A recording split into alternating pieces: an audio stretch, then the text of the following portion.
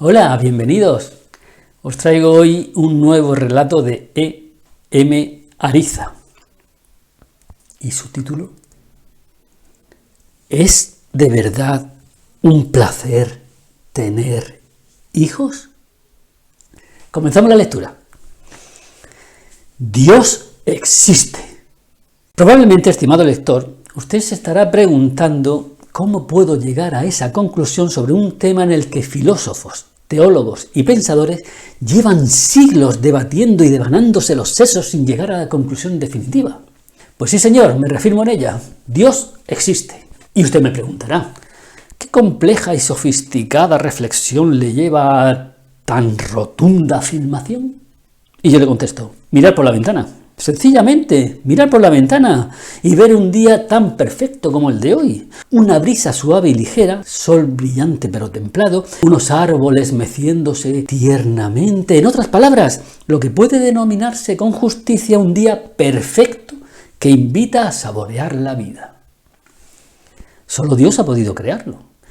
Pues si hubiese sido obra del hombre, seguro que algo habría funcionado mal. O la brisa demasiado violenta, o el sol quemaría, o el día habría llegado con retraso esta mañana, en fin, cualquier fallo. Pero nada de eso ha sucedido. Todo es perfecto. Y la perfección solo Dios la puede conseguir. Por tanto, Dios existe. Así que con ánimo alegre y encantado por haber realizado una contribución fundamental a un complejo dilema religioso, que hace siglos que se debate, me dispuse a disfrutar del inmenso regalo que significa un día tan hermoso. Para ello, nada mejor que dar un largo paseo matutino por el parque de mi ciudad. Antes de seguir, le explico lo esencial de dicho parque para que pueda recrear la mente. Como todos, es céntrico, sirviendo de pulmón a los honrados ciudadanos que se hacinan entre el asfalto de las calles y el hormigón de los edificios. Y como todos, tienen árboles, fuentes, caminitos de tierra, estanques, patos, madres, niños, además de algunas personas que con ropa deportiva trotan con cara de sufrimiento y jadeando. Así pues, esta mañana comencé mi sosegado y feliz paseo, llegando pronto a mis oídos el rumor lejano de voces infantiles. Seguí andando con mi periódico deportivo bajo el brazo y llegué a una glorieta que estaba junto a un estanque donde pude ver un conjunto de madres con sus correspondientes grupos de niños alrededor, los cuales jugaban y alborotaban. Me parecía una estampa preciosa. Venía a ratificar mi convicción religiosa expresada anteriormente sobre la existencia de Dios. Todo era perfecto. Producto de la emoción que sentía y tras unos instantes de duda decidí llamar a Zoilo para compartir con él esta portentosa experiencia. Se lo conté. Me escuchó en silencio. No sé si algo malhumorado, porque a lo mejor era temprano para él. Pero a pesar de ello me escuchó con la atención como siempre y terminé describiendo la edificante imagen de madres y de niños. Me llamó la atención que persistía en su silencio, cuando exclamé con una telefónica sonrisa de oreja a oreja: ¡qué placer es tener hijos! Zoilo, tras un largo instante, contestó al otro lado del teléfono: solo el que se disfruta 9 meses antes de que nazcan. ¿Cómo? ¿De qué hablas? Quedé totalmente frenado en mi euforia. No sé cómo describirlo. ¿Qué puñetas quería decir con eso de los 9 meses antes? ¿Saben? Hace tiempo que mantengo la convicción de que a Zoilo de vez en cuando se le cruzan las neuronas. Es tanto lo que sabe, que por todo lo que lee, que me parece lógico y disculpable que a veces se le funda un fusible en el cerebro por sobrecarga de información. Soy el que se disfruta 9 meses antes de que nazca. Y yo había dicho: es un placer tener hijos. ¿A qué viene esa respuesta? ¿Cómo van a disfrutar de ellos si aún no existe 9 meses antes? Y sobre todo, ¿qué tiene que ver eso con lo que estábamos hablando? Definitivamente en estos casos es aconsejable dejarle que ponga sus neuronas en reposo. Y por ello, tras una apresurada despedida, finalicé la llamada. Mi ánimo, aunque algo menguado, seguía elevado y me decidí a acercarme un poco más a aquel amplio grupo de alegres infantes con sus correspondientes madres. Según me fui aproximando, pude comprobar que era más variado el grupo de lo que de lejos parecía. Había un grupo de embarazadas dando cortos paseos, con las manos en los riñones, caminando, imitando a los patos del parque. En verdad, La época del embarazo debe ser muy sufrida para la mujer. Su cuerpo soporta cambios de todas clases. Y aunque yo nunca he sido madre, comprendo que esa etapa debe ser incómoda, pero no hay más remedio que pasarla si quieres tener hijos. El premio lo merece. Aunque durante unos meses la mujer sienta que pierde su cintura, su dulzura y sus femeninos andares, que algo quiere... Es evidente que lo positivo y bueno viene después, cuando la criatura aparece. Pues el parto, más vale no recordarlo y no hablar de él. Yo tengo un amigo que asistió al nacimiento de su hijo y todavía, aunque ya hace 20 años de aquello, está traumatizado por los insultos barriobajeros que su mujer le dirigió en esas penosas circunstancias. Como decía, el disfrute viene después, es decir, cuando el proyecto se convierte en niño. Y aquí había, junto a las madres y el estanque de patos, una buena muestra de ellos. Así que con una amplia sonrisa en la cara me dispuse a observarlos. Ligeramente apartado del grupo de señoras que charloteaban alegremente había 3 púberes a la sombra de un árbol, entre 1 y 2 años. Estaban entretenidos jugando con unas pequeñas piedras. De pronto, en la hermosa mañana, sonó un grito desgarrador.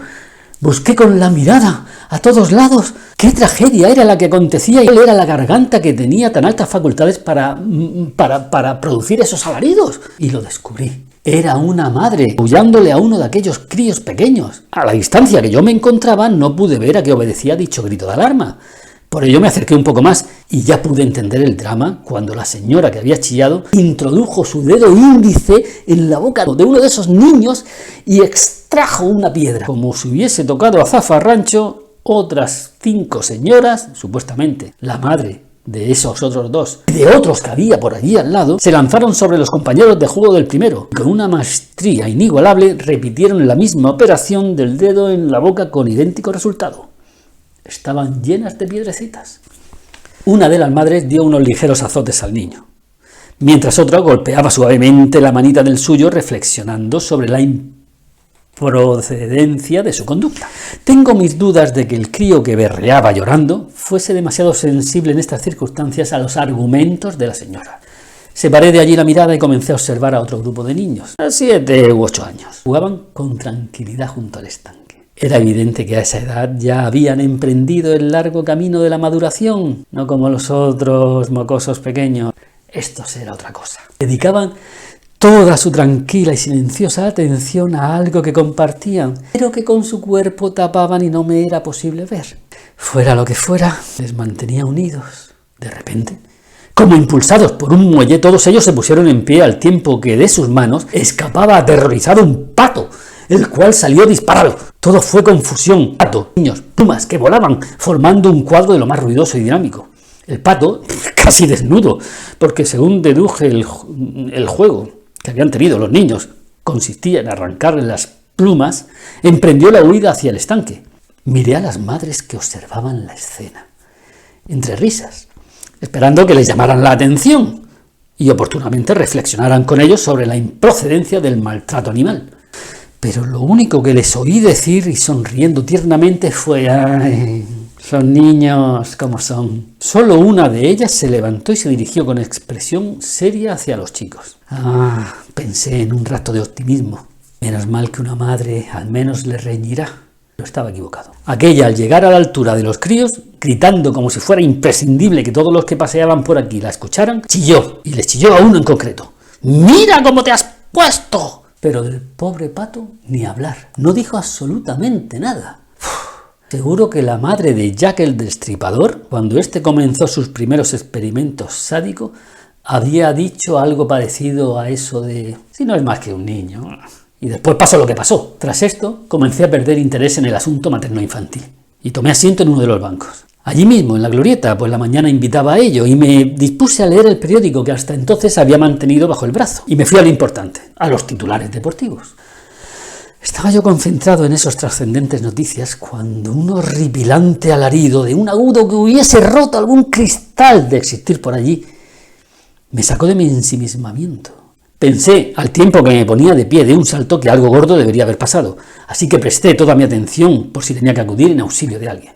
Pero aún nada hacía presagiar la tragedia que estaba a punto de desencadenarse.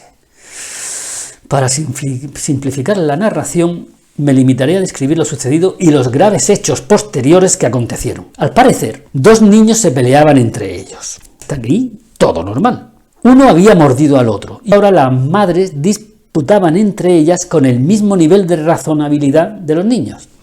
Que si el tuyo ha mordido al mío, que empezó el tuyo, que a ver si lo educas mejor y tú dale de comer antes de traerlo con los demás al parque. En definitiva, lo que se podría definir como un maduro intercambio de opiniones. Mientras tanto, yo, al tiempo que escuchaba las profundas reflexiones de las madres, estaba intentando aún adivinar de dónde había salido el chillido, si de alguna de ellas o de cualquiera de los pequeños, cuando en ese momento se me avecinó la catástrofe. Indudablemente fue la atención que prestaba a esta escena de las madres, intercambiando opiniones, lo que me impidió ver el inminente peligro que se cernía sobre mí. Así que no pude observar a tiempo que otros 2 mocosos perseguían en una carrera ciega a un saltamontes al que intentaban atrapar, y yo, involuntariamente, estaba en su línea de impacto. Lo único que recuerdo con cierta lucidez es que de repente sentí un fuerte golpe en la pierna izquierda, a la altura de la pantorrilla, y que instantes más tarde 2 niños lloraban caídos junto a mis pies por haber tropezado conmigo. Cuando me miré el pantalón, vi en el mismo lugar donde había sentido el golpe instantes antes, una visible mancha cuya naturaleza parecía estar en una mezcla de restos aplastados de insecto y de una sustancia viscosa y pegajosa que debía provenir de las narices de los susodichos niños. Levanté la mirada con la intención de pedir explicaciones a las madres sobre el comportamiento de sus hijos, pero inmediatamente hube de desistir porque observé una mirada torva que aquellas respetables señoras me dirigían. Incluso diría que tal vez podría clasificarse como amenazadoras, y entre ellas estaban las miradas de las 2 que momentos antes peleaban, las cuales, al parecer, habían hecho una tregua para encontrar un nuevo enemigo. Resumiendo, sacudí ligeramente la pernera del pantalón, me puse mi periódico bajo el brazo, lo que siempre da un cierto aire de respetabilidad, y con la mayor dignidad tomé la única decisión sensata que cabía en ese momento: huir de allí. Aún cojeando como consecuencia del golpe, inicié la búsqueda de otras zonas del parque donde no existiese esta variada y peligrosa fauna de patos, saltamontes, madres y niños. Según me alejaba, el griterío fue sonando cada vez más remoto, y ello permitió que poco a poco mi espíritu y mi pierna se fuesen recuperando, consiguiendo que mi mente comenzara a funcionar con la agilidad habitual. A partir de ahí comenzaron a surgirme nuevas conclusiones, nuevas reflexiones sobre el tema de tener hijos. Las explico. Es razonable admitir que el embarazo y el parto tienen más inconvenientes que ventajas. Esto es un hecho constatado. Los niños durante su primer decenio regalan alguna sonrisa, pero que dan muchos sustos y malos ratos, y sobre todo absorben tu vida como una aspiradora. Por ello deduje que lo bueno de los hijos debería venir después, pues si no fuese así, la gente no los tendría. Comencé a situar mi mente en ese después mientras pasaba por las zonas no peligrosas del parque. Cavilé detenidamente sobre el endiablado asunto de los hijos, basándome en el conocimiento que la observación y la experiencia ajena enseñan, ya que yo no tengo ninguno. Evidentemente, si durante las etapas iniciales no eran una bendición, sería al llegar a la pubertad cuando consuelan de los malos ratos y surgen las compensaciones emocionales para los pobres. Intenté enfocar mi mente en las vivencias que me habían contado varias parejas de amigos que tenían hijos en esa edad. He de comenzar, estimado lector, viéndome obligado a hacer una precisión para los no iniciados y que usted, si aún no es padre o madre, seguro agradece. Hay 2 tipos de hijos: los niños y las niñas. Pues bien, aunque pudiera parecer un asunto trivial, porque solo se diferencian en la última letra de la palabra, no son la misma cosa. Créame, las diferencias son mucho mayores de las que se puede suponer una simple letra del abecedario, porque al parecer, durante la pubertad la cosa varía bastante si son de un sexo o de otro. A saber, Si es niña tendrá complejo por tener demasiado pecho o demasiado poco, por estar demasiado delgada o demasiado gorda, por ser demasiado alta o demasiado baja. Un día amanecerá llorando, al siguiente estará eufórica sin motivo aparente. Aborrecerá a sus padres por no tener nada que ponerse y porque no le entienden. Y porque están anticuados, no le compran ropa, no le compran zapatos que necesita, aunque tenga lleno el armario. Y así jamás podrá gustar al niño de sus sueños. En resumen, lo que se podría definir como un montón de razonables reclamaciones a la vida y a los padres. Si se trata de un niño, la cosa varía, pues solo tendrá en común con las niñas el aborrecimiento a los padres. No lo entienden, no lo comprenden, pero en todo lo demás las diferencias son notables. El chico, de pronto, llegado a esta edad, no sabe hablar, solo balbucea. Repite latiguillos de moda frecuentemente. La cara se le llena de granos. Y el alma de animadversión contra el padre, que hasta hace poco era su ídolo.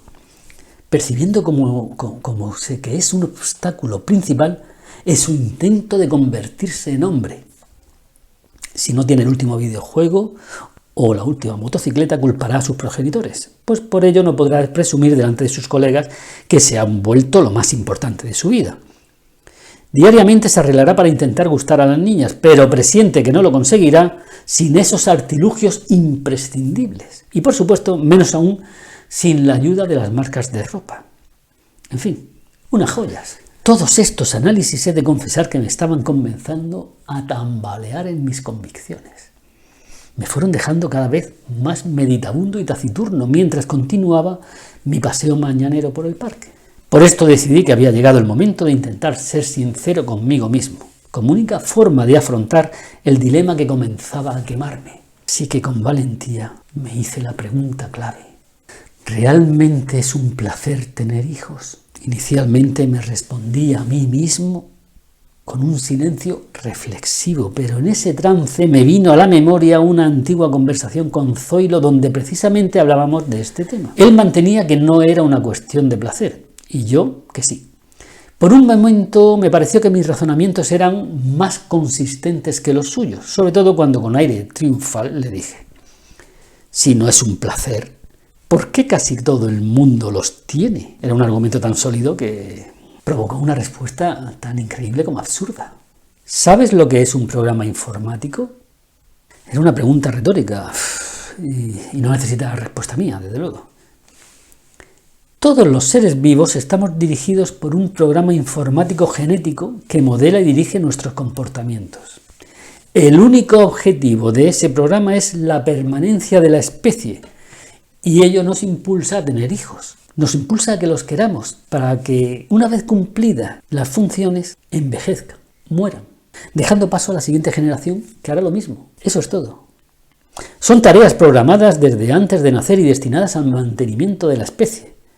El placer de los padres es solo el instrumento del programa que lo utiliza para conseguir su colaboración. La verdad es que yo eso no lo entendí muy bien, aunque recuerdo sus palabras fielmente, y le aseguro que fueron exactamente estas. Supongo que usted, igual que yo, verá estas reflexiones de Zoilo como el que se sumerge en la niebla del mar, como una noche sin luna, como el que pasa por un oscuro túnel, que no hay quien las entienda. Pero entonces de repente vi la luz. Me llegó la inspiración aquella sosegada mañana en el parque y lo descubrí. Ya sé por qué los hijos son un placer. Veamos, no lo son antes de nacer ni en el momento del nacimiento. No lo son durante la infancia, pues absorben toda la vida a su alrededor. Ni en la pubertad. No son un placer en ninguna de esas etapas. Lo son después, cuando se casan o rejuntan y se largan de casa de los padres. En principio quedé deslumbrado por la brillantez de mi propio razonamiento. Me pareció casi tan sólido como el que expresé al inicio de este escrito, con referencia a la existencia de Dios. Claro, el placer está en cuando se van del nido hogareño. ¿Cómo no se me había ocurrido? ¿Cómo no me había dado cuenta hasta ahora de algo tan obvio? Pensé que aquello merecía otra llamada a Zoilo y lo compartí con él. Pero un momento después, el más elemental sentido de la prudencia me llevó a decidir darle un par de vueltas a esta nueva idea. No vayamos a que mi amigo me la desmonte y pudiera quedar fatal ante él. Así que seguí paseando un rato mientras rumiaba mi teoría. En realidad mi tesis era como el Titanic, se hundía, no había manera de frenar, hacía agua por todas partes. Es decir, si creas sufrimiento con el único objetivo de sentir placer y después dejar de sufrir, la verdad es que a mí como padre de la teoría tampoco me... Claro, esto lo decidiría Zoilo y mejor no llamarlo. El sol comenzaba ya a calentar cuando decidí volver a casa. He de confesar que me encontraba un tanto desesperanzado. Y pronto no sé por qué me volvieron a la cabeza las misteriosas palabras de Zoilo, aquellas que había pronunciado esa misma mañana. Solo el que se disfruta 9 meses antes de que nazca. He de reflexionar sobre esto porque seguro que tiene algún sentido. Mañana pensaré en ello. Y hasta aquí este relato de reflexiones que nos manda nuestro amigo Ariza. Nos vemos en la próxima entrega.